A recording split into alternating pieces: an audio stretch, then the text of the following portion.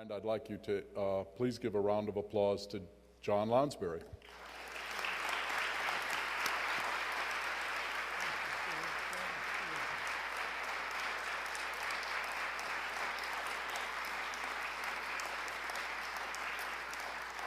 Unnecessary, but very nice. Thank you. Thank you, Craig.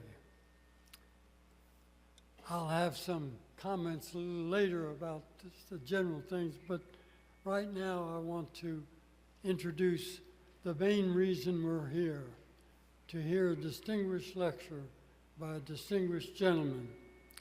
Paul George's credentials and his achievements have been effectively summarized on the program that you have with you. And I'm not going to try to elaborate on them or add to them. Depend on you to read them and let them stand on their own, but only then to give a few separate remarks, a bit more personal and interesting characteristics about Paul George. To do this, I have to recognize Paul's wife, Risa. Risa, who is here with him. Risa, will you stand up?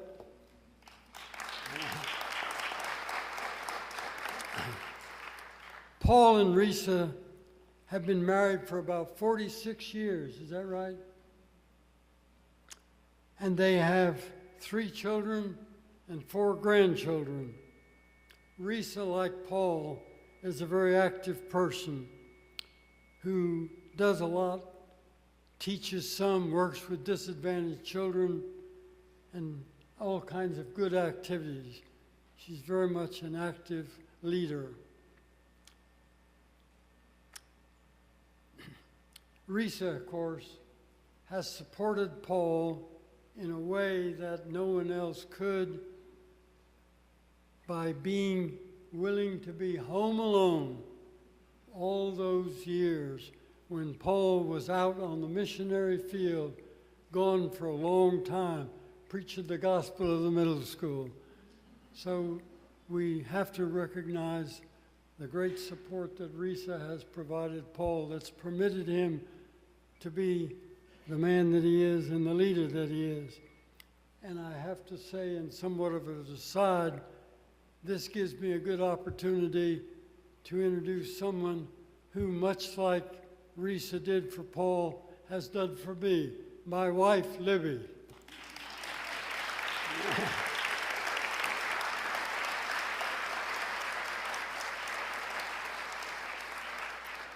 You know, you all are a beautiful group. The smiles and the brightness in the faces, it certainly is uplifting just to be able to look out and to be with you and to be among you. But now, Paul is a scholar, a genuine scholar. He's a real thinker. He's ever a student, always seeking new understandings about things that matter. He's also a voracious reader, something of a philosopher, and has developed a vision and commitments that were evolved intellectually as well as emotionally. Yet Paul is a very down-to-earth person. He's a master teacher, a classroom teacher par excellence, with students of any age. He's energetic, an organizer, and an innovator.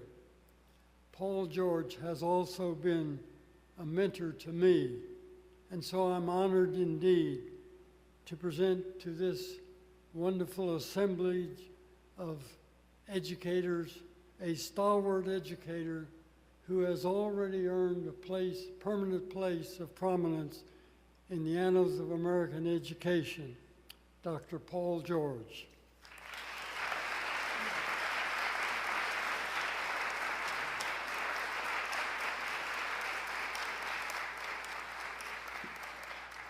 Well, I could go home now and everything would be just great. It's a pleasure to be back in Georgia and in Milledgeville in particular, and to be with John and Libby. Georgia, the state of Georgia, I confess, from the heart of Gainesville, the state of Georgia is a special place to my wife and family. We have enjoyed knowing and caring about people here for many years. Back in the old days when I was a penniless young assistant professor with a wife and 3 kids, we discovered that Georgia had the best state parks in the country. And in fact, Vogel State Park, not too far from here, was almost our second home. All 3 of my kids earned Georgia Junior Ranger status at Vogel, and now that we have 4 grandchildren, I have a feeling we'll be back at Vogel again before long. It's a very special privilege and honor to be invited here to deliver this first lecture in what will in fact be a distinguished series honoring the life and work of John H. Lounsbury, and as we now know, initiated on the occasion of his 90th birthday. John said just a little while ago he was looking forward to being 95. I've known, respected, and cared for John as a person for more than 4 decades and valued his work even longer than that. I know you think of me as a kid, John, but in fact, I am still learning from you. I arrived in Nashville, Tennessee 50 years ago to study middle school education at Vanderbilt's Peabody College of Education, and it took me about 2 days to discover the trail of John Lounsbury through Vanderbilt and Peabody College and the demonstration school. I soon discovered that this John Lounsbury guy had been writing about junior high and middle school for years before I ever even arrived as a student in Nashville. I quickly learned that he'd been a junior high school teacher and that he'd written his doctoral dissertation on the junior high school. Now, of course, people are writing dissertations about John. It would take far longer than the time we had this evening to fully catalog John's amazing career and astonishing contributions to public education. It'll have to be enough to refer you, as folks do these days, to the internet. But I want to point out here and state it as a fact that no one in the history of education in the world has contributed as much to the quality of middle grades education in America and elsewhere. John was writing and working tirelessly to improve education in the middle grades as early as the 1950s, and he continued to contribute in a wide variety of roles for the next half century. It's unlikely that anyone, anywhere, will ever match this achievement. But knowing John, as some of us do, we can assume that he's already getting uncomfortable with the level of attention and adulation that we're heaping on him. I had a great title in mind that had the name Lounsbury in the title, and John objected to that. So we came up with this other one. And I also know that he'll be disappointed if we don't somehow quickly turn to the things John's cared about for the last 5 decades, to the topics and issues that he still cares deeply about. Knowing John, of course, for all this time, and having worked with John for all these years, I think I know quite a bit about what John cares about, what his commitments have been, what he values, and something about his hopes for the future of education and for this great nation of ours. So in the next 30 minutes or so, I hope you'll let me begin by identifying a few of what I believe to be the key elements of what we might call John Lounsbury's worldview, as he shared it with us over the last 5 decades in hundreds of books and articles and speeches and workshops and classes, and in his leadership of the Lounsbury College of Education here at Georgia College and State University. I want to do it this way. If you have one of these in your pocket or your purse, I'm holding up a penny. If you have a penny in your pocket or your purse, I want you to dig for it. Take a minute. I'll give you a second just to dig it out, and we'll take a look. If you don't have one, I understand they're going out of existence soon, so grab one if you can.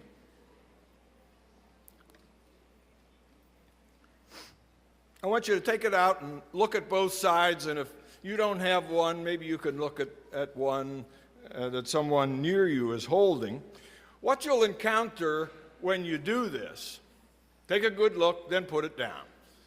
What you'll encounter when you do this is to look at a very simple and direct summary of not only American philosophy and values, but, not surprisingly, for a man who loves his country, the thing that I think John Lounsbury himself cares most about. If you look on the front, there's only one word beside the picture of Abraham Lincoln, and that word, of course, is liberty. On the back of that same humble coin is our national motto, E pluribus unum, out of many, one. Displayed literally on opposite sides of the same little coin are the two central, foundational, fundamental statements and components of American values: individual liberty and commitment to community. We might perhaps paraphrase those core values by using seemingly opposing words like public and private. Knowing John as we do, it would be easy to see him as both a person committed to the private and the public aspects of his life and the life of his country. At the very core of this worldview, which might be called progressivism, as I understand it, is a deep commitment to the value, the centrality, almost the sacredness of the person, both individually and collectively, not just one or the other, in virtually every aspect of human, particularly American life. And when I use the word person, I'm talking about flesh and blood human beings like you, not some abstract conception like a corporation, shall we say. Flowing from this commitment to the person, progressives like John value self-determination, also individually and collectively. It is the person who should be at the center of decisions about his or her life. It is persons and their interests collectively who should be at the center of decisions about social life, lawmaking, and policy development. To sustain these commitments, progressives like John place high value on the strength and efficacy of human reason and the power of knowledge, and in the resulting capacity of persons to confront, analyze, and solve problems with and for themselves, their friends and loved ones, their fellow citizens, and others with whom they come in contact. For this reason, for this purpose, most Americans, I think, believe a one-person, one-vote democracy is essential.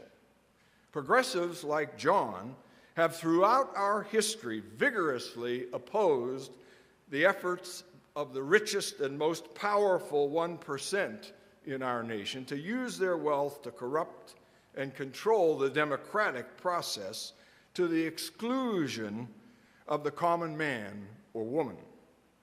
We've seen this awareness recently in the opposition to inequality that really has lasted throughout American history, but most recently in occasions like, I have to say, the Occupy Wall Street movement, in the scholarly work of men like Joseph Stiglitz, a Nobel Prize-winning economist who's recently written what ought to be a Pulitzer Prize-winning book. And since we're recommending books tonight, I have to recommend Joe Stiglitz's The Price of Inequality. I might also mention for you that Robert Reich's new film, Inequality for All, well worth taking a good, long, careful look at. Perhaps naturally, progressives, of which I'm also one, have a deep belief in the possibility of progress in human affairs. We believe that it is demonstrably possible to move continuously toward better conditions in our schools, our government, and our society. We accept the dictum that it is a moral imperative to do so. We see history as evidence that progress can, has been, and should be a regular part of human life. Progressives have, consequently, often been among those who might have been labeled reformers. Progressives tend to be among those who insist on maintaining the delicate balance and critical connection between individualism and community, between liberty and unity, between public and private. We prize individual rights and the sacredness of personal privacy. We oppose unregulated capitalism. We oppose unrestrained individualism, and we champion efforts to reduce economic and other aspects of inequality in American life. We resist imperialism in any form. We stand against military misadventures wherever they are found, and we also favor extraordinarily strong measures to support our own troops when they come home. In education, at every level, progressives favor programs that place the student at the center of the process, the whole child, as John wrote about a half a century ago, and I might add in his letter to the editor here in town just recently. We prize school experiences that involve what might be called student agency. And by that, we might include things like experiential education, active learning, teachers as mentors, integrated curriculum, problem solving, critical thinking, cooperative learning, project-based curriculum, service learning, deep understanding, self and teacher assessment. School experiences, we think, ought to be highly personalized, but with a focus on social justice, social responsibility, and citizenship. All of this, of course, is critical at the middle level where John has labored so long, and it is what middle school educators have been attempting to achieve for 40-plus years. It's critical to the middle level, although not uniquely so. Middle school education leaders like John have a right to be proud of their place in history as 21st century representatives of a life-affirming philosophy that has defined the evolution of Western civilization for thousands of years.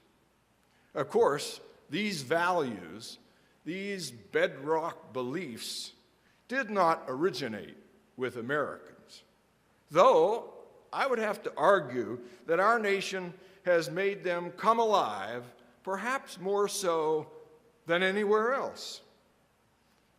If we turn to history, we can see those values reflected in the Enlightenment, in the Renaissance, in the Reformation, and as far back as the New Testament.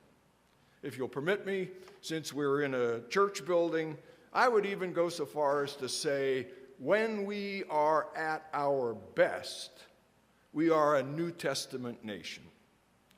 The middle school concept, the one we're celebrating here by celebrating John, arose from this long, long history of elemental beliefs in essential human goodness and the possibility of progress that we can now trace back thousands of years. This in itself is worth celebrating with pride. Those of us who've had the opportunity to participate in this thing called the middle school movement for the last 4 decades or so have good reason to feel a sense of deep personal satisfaction. I do agree, however, that under today's circumstances, it doesn't seem unreasonable to be pessimistic, if not absolutely depressed sometimes, about the current status and future of progressive education, at least in the short run. One evening not long ago, I'm sure it must have been after an election, because that's when my natural tendency toward pessimism and cynicism peaks, right along with the returns as they come in. I'm sure it was then. I envisioned the total collapse of the middle school movement and other aspects of progressive public education to be replaced by an education characterized by pauper schools for the poor and private academies for the privileged few, a system of schools consistent with a culture that seemed to me, at least, increasingly prizing markets, militarism, and money. It seemed that virtually every aspect of progressive civilization and culture was under attack. It seemed that way to me. I imagine that there are at least a few of you in here who've had similarly nightmarish visions after one election or another. But as she often does in matters like this, as John pointed out, my wife Risa of 46 years came to my rescue, perennially positive and organically optimistic. Risa pointed out to me, as I now point out to you, that if one takes the long view, it's crystal clear that this progressive view of life, of which the middle school movement is only the most recent iteration, this progressive view of life has achieved tremendous successes over the many centuries of its existence, and it will continue to do so. Historically, the values and beliefs of the progressive worldview, translated into action in the Western world at least, have led to an astonishing series of bold steps in moving away from the primitive, brutal, cruel past that has been our common bloody history. Let me take just a minute and help you remember just a few of the things that our moral development, our moral evolution in the Western world has helped us to accomplish. For example, the divine right of kings. John, you weren't around then, were you? The divine right of kings, feudalism, bear baiting, and a host of other cruelties to animals, the caste system, arbitrary political executions, forced castration, chastity belts, genital mutilation, trial by ordeal, stoning of heretics and witches, cannibalism, human and animal sacrifice, medical experimentation on unknowing and unwilling patients and prisoners, taboos against contraception, caning and other beatings of children. At least in the Western world, these horrendous, heinous activities are largely gone. Now, in spite of the hideous, horrible things that still happen frequently, all we have to do is to look at the news of the world these days to see a dramatic movement in the direction of a human history that exemplifies a moral momentum, moving slowly forward in places like Eastern Europe, South Africa, and now, at least in some places, with terrible strife in the Middle East. I myself have lived in the American South and loved every minute of it for the last 50 years, and I've seen it change, as I'm sure you have, dramatically. We now have a president who couldn't have taken a drink from a water fountain in the South 50 years ago. In fact, maybe 30 or 40 years ago. In fact, middle school educators can take great pride in offering a model of better schooling for all young adolescents that helped school districts all over the South and in Georgia as well make the transition to racially desegregated schools with less turmoil, less tumult, and more enthusiasm than would ever have been the case without the middle school concept. I wonder if you know that virtually every desegregation order approved by a judge in the American South in the last 50 years has had the middle school concept at its core. That's a fact. We can, if we look closely, recognize these and similar efforts as evidence of a continuing, contemporary, almost daily, but significant victory of life's best impulses. Now, of course, it may have made sense thousands of years ago for the survival of our species, for the savage virtues of the warrior to predominate on every continent. Moral virtues may have been a luxury when saber-toothed tigers were stalking you closely. But there is reason to hope that more and more of humanity recognizes that those old values are now dysfunctional in a modern, interconnected world in which we now live. There is, in fact, rapidly increasing amounts of evidence to support the assertion that the actual genetic basis of our human nature is to be cooperative and democratic. You might be surprised to know, for example, that Charles Darwin, when writing The Origin of Species, mentioned the survival of the fittest twice and love 95 times. Darwin argued at length that the human capacity to cooperate and sympathize were the most important components of our survival as a species.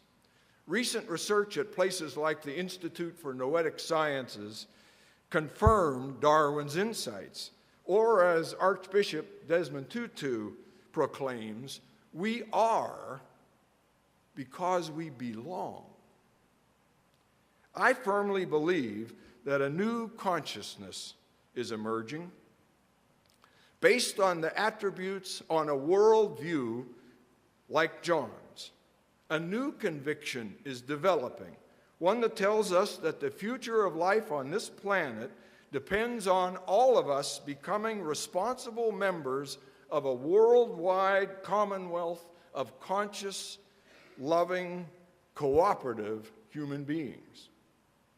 Taking the long view, we can see that in America alone, in the last 200 years, the progressive world vision, one of radical hope, in which the middle school movement is firmly embedded, is an astonishingly successful phenomenon responsible for an amazing litany of triumphs. Consider these achievements that happened right here in the United States.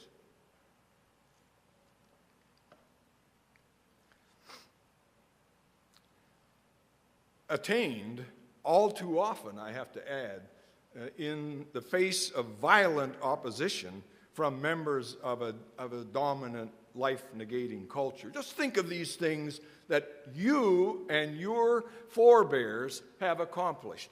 The Bill of Rights, religious freedom, abolition and the end of slavery, women's suffrage and women's rights, child labor laws, the union movement, civil rights, school desegregation, gay rights, peace movements in every generation, the environmental movement, and now we can add this middle school movement to this list with its emphasis on affirming the value of every student, collaborative leadership, teamwork, flexibility, student-centered curriculum, and active instruction.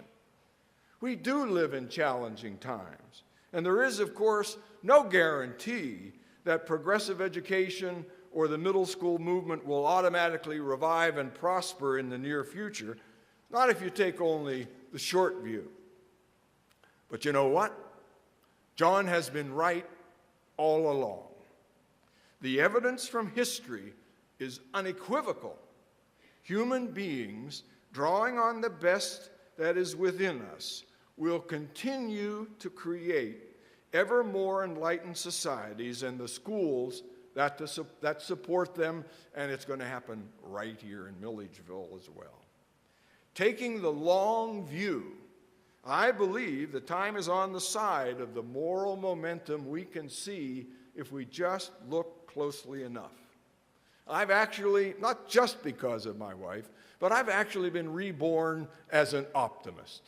Let me just see a show of hands. How many people in here consider themselves to be optimists? Not bad, not bad. Of course, if you're not optimistic, you're out of the game right away.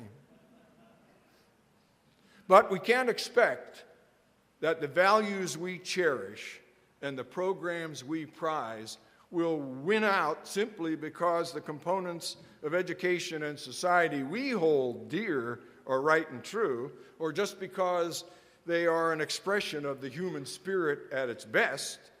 If those of us who hold to a worldview similar to John's fail to keep this vision alive, our society and its schools may endure a long, dark period until another group gathers the courage to pick up the banner and carry it forward.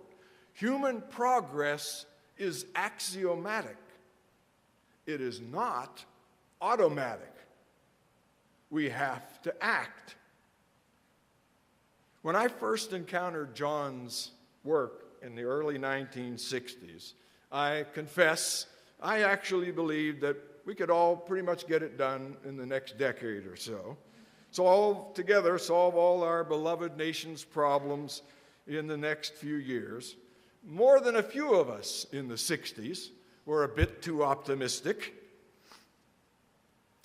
Because your members are fewer just now, and the opposition sometimes seems stronger, the challenge may appear greater. But you and your colleagues can honor John by showing the courage that comes from conviction, the inner strength to champion progressive education in the face of a very loud and repetitive and powerfully dominant paradigm that seems to say public education ought to be dismantled, that a free and equitable public education is somehow incompatible with the triumph of private enterprise. Fortunately, even if we are few, every one of us can act in ways that brings the rebirth of progressive education closer. Nobel Prize winner Archbishop Tutu, who understands a thing or two about change, reminds us that there is, after all, only one way to eat an elephant, one bite at a time. Benjamin Mays, former president of Morehouse College, not too far from here, summed it up, I think, more lyrically. It must be borne in mind, Mays said, that the tragedy of life does not lie in not reaching your goal. The tragedy lies in having no goal to reach. It isn't a calamity to die with dreams unfulfilled, but it is a calamity to die without dreams. It is not a disaster to be unable to capture your ideal, but it is a disaster to have no ideal to capture. It is not a disgrace not to reach the stars, but it is a disgrace not to have stars to reach for. Not failure, Mays said, but low aim is sin. John Lounsbury and middle school educators, I would say especially here in Georgia, have never aimed low. Your aim, your dream, as I know it, is now and has always been to create schools that will provide authentic educational success for every child. So while we wait and watch and work for the coming revival of progressive education, we have to do what John Lounsbury has always done, what really is the bottom line of our work, living out a rock-solid daily commitment to the education of every child. Every child, not just some children, not just those with influential parents, not just the gifted, not just those with powerful advocates, every child, not just those with the right clothes, the right skin color, the right last names, the right answers, or even the right language. We must work for the success of every child, including those whose hair is dirty and matted, those whose clothes are torn and smelly, and those whose parents never come to your school. We must be committed to the success of every child, including those who move 2 or 3 times a year, those who are silent as well as those who shout. We must keep this commitment to every child, even when we are criticized for what we do and blamed for the failures of others. I know this sounds idealistic. It is. But the profession of which you are a part, or which you will soon join, has always been driven by dreams just like these. Eleanor Roosevelt once wrote, "The future belongs to those who believe in the beauty of their dreams." The progressive middle-level education, which John Lounsbury has championed for more than 60 years, is still the best American chance for an educational system that affirms the worth and dignity of every child, and for a society that operates on trust and dignity, diversity, and democratic principles. That's worth dreaming for and fighting for. And some things are worth fighting for, John would say, even if we suffer temporary losses. So, Milledgeville, fight on, dream on. There are exciting times ahead. Thank you very much.